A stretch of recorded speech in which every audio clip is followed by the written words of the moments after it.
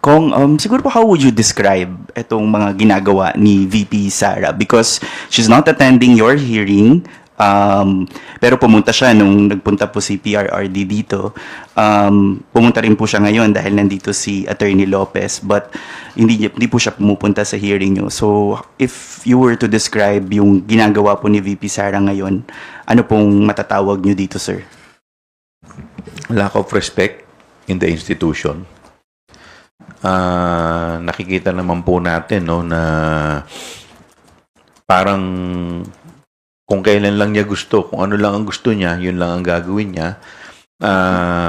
In fact, ngayon, sinabihan siya na, kagaya kanina, naririnig ko kay Sergeant at times, sinabihan siya to leave the office of Congressman Pulong, pero hindi pa rin niya sinunod.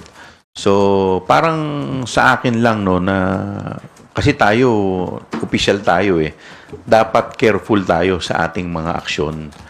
So, dapat ito ay tinitignan din natin kasi it will show our character.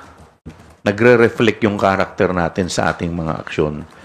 So, sa akin lang, hindi ko naman masasabi kasi si Vice President, nakita naman natin mataas ang pinag-aralan eh. Isa po siyang abogada.